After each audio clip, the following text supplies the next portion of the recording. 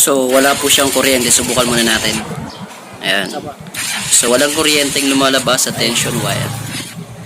So spark natin dito. Kung mag-spark by kuryente, okay pa yung primary. Pag wala, wala talaga. Ayan. So paano i-test if naka full wave ang yung stator? Ayan. So may kuryente na. Lagay natin. Then kickstart. Yung. Ayos. Yan.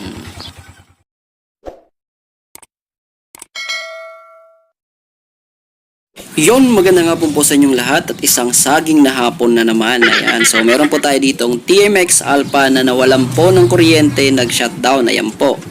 So, start natin. So, walang lumalabas na kuryente. Ang sabi, pinagawa na daw po pero nag-shutdown pa rin po. So, TMX Alpha 125, nawala ng kuryente, shutdown yung kanyang buong harness. Pero may kuryente po sa kanyang battery. No, wala lang talagang supply kasi yung ating TMX Alpha ay primary type, no? So, alamin natin sa video na ito kung ano yung naging problema ng motor ng ating katropa. Okay, so umpisa na natin to.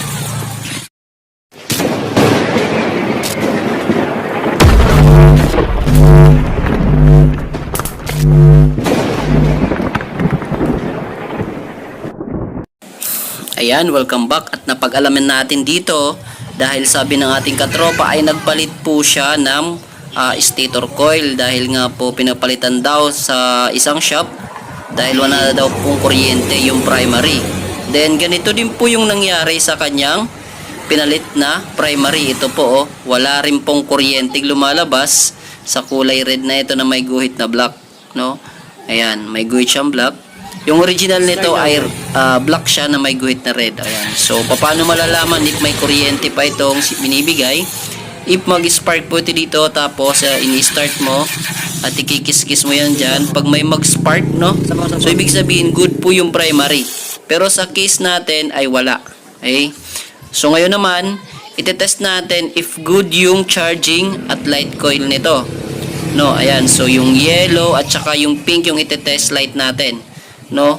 So, paano natin malalaman if naka full wave o half wave ang stator? Pag ganito yung setup ng pag-test mo, yung test light, yung pink at saka yellow ang i-test mo, tapos i-kickstart, no? I-start mo at umilaw, ibig sabihin ay yun, naka full wave po ang iyong stator coil.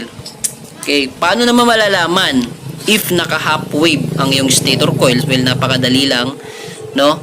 Paano malalaman? So, ito po yung kulay yellow at yung pink pa rin yung itetest natin. Paano natin malalaman if naka-half wave at full wave? No? Yung ating stator. Well, napakadali lang po. Ibabody ground mo yung isang test light mo, yung isang panang test light, talagay mo sa body ground. Then, dito, no? Pag umilaw yan, ibig sabihin naka-half wave. So, ganun din sa kabila. Pag umilaw at naka-body ground, ibig sabihin naka-half wave. Pero pag tinest mo naman na ganito yung setup tapos umilaw, ibig sabihin naka full wave gaya ng ginawa natin kanina. Okay, nakuha nyo ba doon yung explanation natin dyan? Okay, so okay na tayo doon. Yun, so kung napansin nyo, napakahina po ng kuryente ng kanyang stator, no? Dahil nga po ito ay replacement lang. Okay, so bago tayo pumunta doon sa stator na pinalit niya, test ko muna yung battery if okay. Yun, so okay naman po si battery niya sa kanyang fuse. Check na rin natin. Baka may nag-loose. Okay naman. Yun, so yung wala talagang kuryente yung kanyang primary. Ayan. So bubuksan natin to. At ipapalit natin yung stock niyang battery, yung original niya, no? Okay? So ipapakuha mo natin sa may-ari. Ayun. So ito po yung kanyang original na stator coil.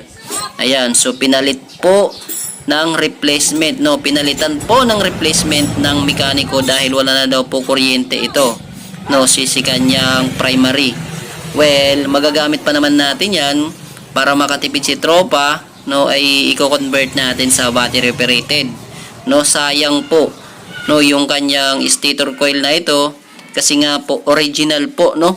Mas maganda po yung winding nito kaysa doon sa replacement. Mas makapal, no? Mas maganda po yung mga wire nito. So, magagamit pa natin to. Ayan, so ikinabit na natin. At ito po yung nakakabit na replacement. Ayan, no? Ayan, so sunog na rin po yung kanyang primary. Bumigay agad. Ayan. At papalitan natin ng ito, isang buo, no? Yung original niya. At ibabalik natin. Then, papakita ko sa inyo kung ano yung pagkakaiba ng kuryente na lumalabas kanina sa kuryente niya na napakahina. Yan. So, ikabit ko muna. Yan, lagyan muna natin ng mga ball. Okay? Don't wanna sleep in, cause I got something to prove. I gotta take what I hate and finally make a move. I think of you and Ayan, so i-check natin ngayon no, kung good pa po yung kanyang light coil at charging coil. Ito pong kulay pink at saka yung yellow, no? So test light natin kung good pa po, no, kung naglalabas pa po ito ng kuryente. So ito po ay naka full wave, no? So check muna natin sa half wave na pag-check. Ayan, so hindi umilaw yung kulay yellow. So ibig sabihin naka full wave ito, sigurado. Ayan. So, check natin yung pink. Naka-clip pa rin tayo sa kulay yellow. No, ayan. So, pink at saka sa yellow, test natin. Ayan. So, kickstart. Yon, mas malakas yung ilaw. Diba? Isa pa nga. Yon, ang lakas ng ilaw. So, ito, yan. So, ayan. So, tingnan nyo po yung pagkakaiba nila. Okay? Yun. So ito ibabalik na natin, no. Iko-color code lang naman natin yung yellow sa yellow, pink sa pink, blue sa blue, sa pulse sa pulse, sa negative sa negative. Ayan. Okay? So ibalik natin sa kanilang mga original socket, no. So ito po yung kanyang original wire, okay? So kung mapapansin nyo, yung black na may guhit na red ay dito ko po ay kinabit sa kulay black natin sa ating accessories wire. Ayan po, oh. Ayan. So, ito po yung magsusupply sa ating CDI, no? Kasi gagawin nating battery operated, papalitan natin ng 4-pin na CDI. Ayan, kinabit natin yung black na may guhit na red sa kulay black sa ating accessories wire. Ayan, so sana nakuha nyo dyan, no? Okay? So, kung may tanong kayo, mag-comment na kayo dyan, okay? Yun.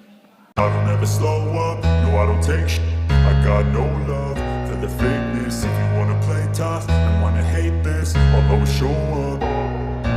I don't ever slow up, no I don't take shit.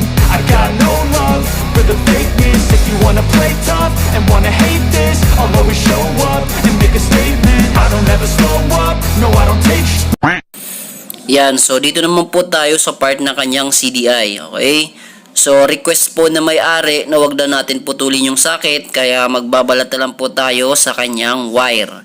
No, so hindi natin sisirain yung socket ni sir. Ayan, so nagbalat lang tayo at dito tayo magtatap, no. Sa ating black na may guhit na red, ito po yung magiging source ng ating CDI, no, yung ating accessories wire kasi kinabit na natin 'yan sa kulay black dito, no.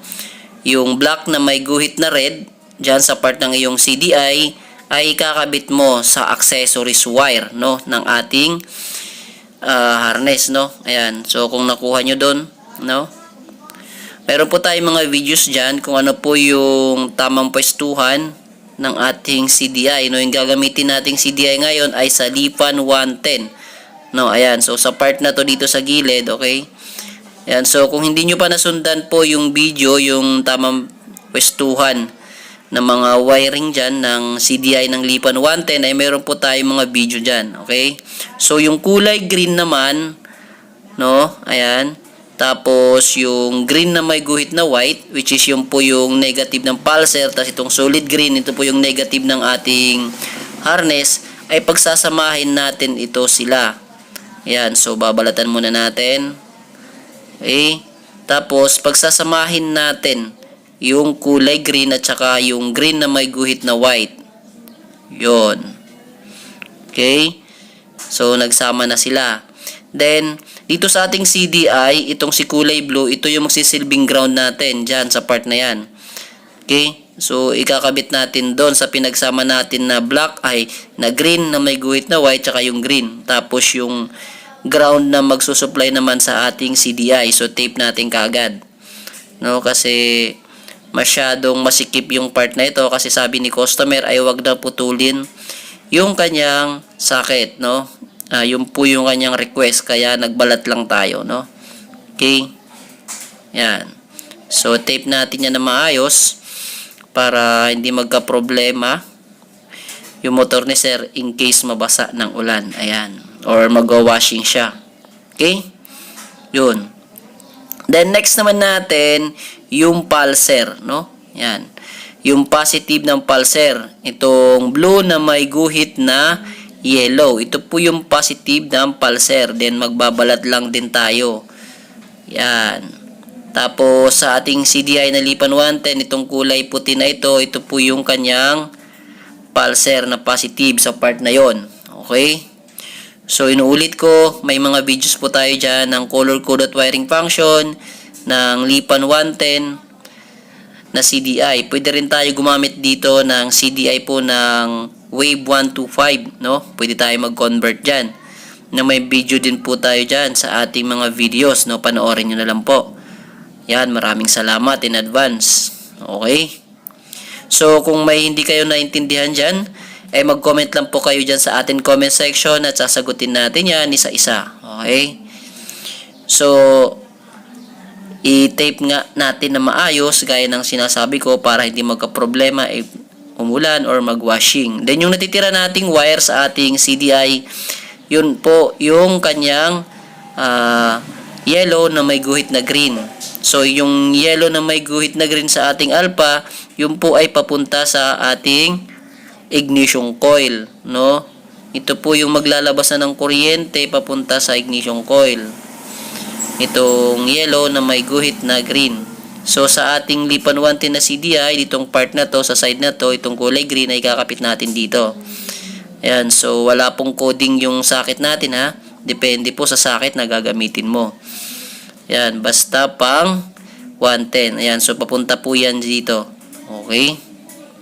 So, okay na po yung connection natin. Natitape po natin yan sa part na yan para silyado at organize po yung part na ito rito. Okay? So, tape muna natin.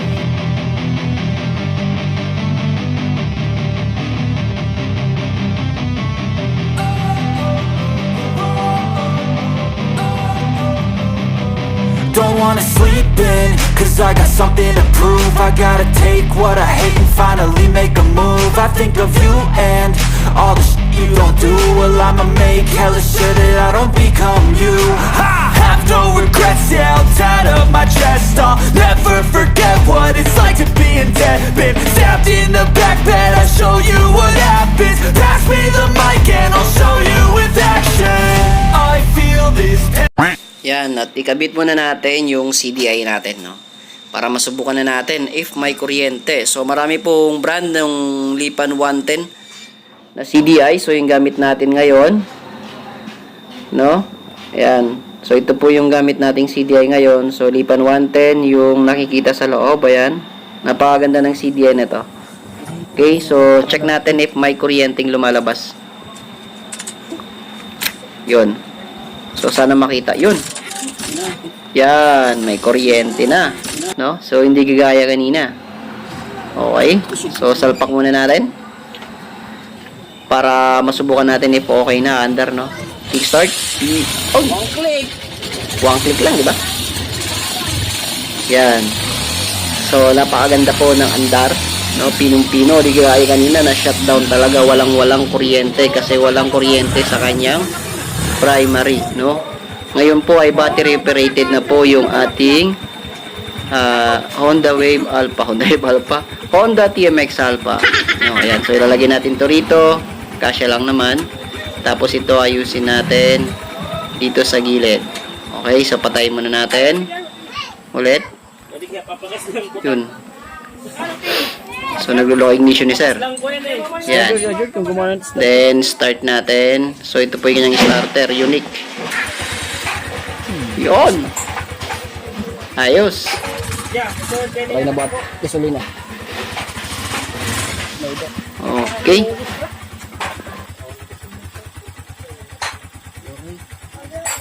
5 years na. 5 years? 5 years na ito. Saging. Yan mga tropa, sana ay may natutunan kayo dito sa ginawa nating video na ito ngayon no. Sana ay may natutunan kayong kaalaman no, techniques sa pag troubleshoot no. Sa paggawa ng remedyo sa motor para hindi mapagastos masyado yung si customer. Biruin nyo, pinabili siya ng bagong stator coil no, at pwede pa naman pala magamit no, magpalit lang ng CDI at pwede pa yung luma nating stator coil no, kasi maganda po yung winding nun ng ating lumang stator coil. Ayan, so sana sa video na ito ay nagustuhan nyo, at kung nagustuhan nyo ay baka pwede makahingi ng isang thumbs up dyan, palike at share na rin ng ating video. Hanggang sa sunod nating video mga idol, mga pops, gaya lagi ko sinasabi dito sa ating YouTube channel, customer ay ingatan para lagi tayong balik-balikan. Ako po si Papa Chad, God bless you all. Ingat mga tropa. I don't ever slow up, no I don't take shit. I got no love for the fakeness. If you wanna play tough and wanna hate this, I'll always show up. I don't ever slow up, no I don't take shit. I got no love for the fakeness. If you wanna play tough and wanna hate this, I'll always show up and make a statement. I don't ever slow up, no I don't take shit. I got no love for the fakeness. If you wanna play tough and wanna hate this, I'll always show up and make a statement. Everything I do so instinctive and so passionate. Every word I move so